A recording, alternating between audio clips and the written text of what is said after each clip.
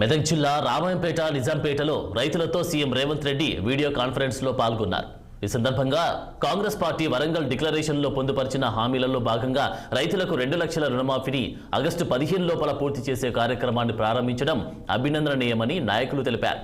రైతుల కళ్లల్లో ఆనందాన్ని చూడడమే కాంగ్రెస్ ప్రభుత్వం ముఖ్యమంత్రి రేవంత్ రెడ్డి ముఖ్య ఉద్దేశమన్నారు. ఈ సందర్భంగా పలు గ్రామాల్లో ముఖ్యమంత్రి రేవంత్ రెడ్డి చిత్రపటానికి రుణమాఫీ చేసిన సందర్భంగా రైతులు కాంగ్రెస్ నాయకులు పాలాభిషేకం చేశారు. కాంగ్రెస్ ప్రభుత్వం ఇచ్చిన హామీని ప్రతి ఒక్కటి నెరవేరుస్తుందని కాంగ్రెస్ నాయకులు అన్నారు. గతంలో ఏకకాలంలో రుణమాఫీ చేసిన ఘనత కాంగ్రెస్కే దక్కిందన్నారు. మరలా ముఖ్యమంత్రి రేవంత్ రెడ్డి హయాంలోనే రుణమాఫీ చేయడం అభినందించదగ్గ విషయమని రైతులు సంతోషం వ్యక్తం చేశారు.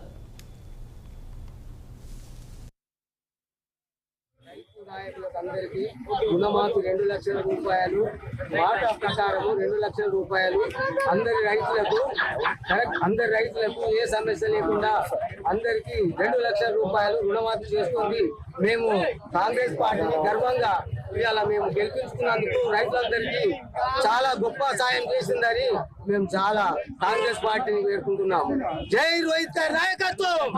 గతంలో కాంగ్రెస్ ప్రభుత్వం ఎలాగైతే ఏకకాలంలో 1 లక్ష రూపాయల రుణమాఫీ చేసిందో అదేవిధంగా ఈరోజు రేవంత్ రెడ్డి గారి ఆధ్వర్యంలో కాంగ్రెస్ పార్టీ రైతులకు ఇచ్చిన మాట నిలబెట్టుకొని 1 లక్ష రూపాయల లోపు ఉన్న రుణమాఫీ చేయడం జరిగింది. అదేవిధంగా ఆగస్టు 15 వరకు 2 లక్షల రుణమాఫీ చేయడం జరుగుతుంది. గత ప్రభుత్వాలు టీఆర్ఎస్ కానీ బీజేపీ కానీ ధనికులకు 16 లక్షల కోట్ల రూపాయలు మాఫ్ చేయడం జరిగింది.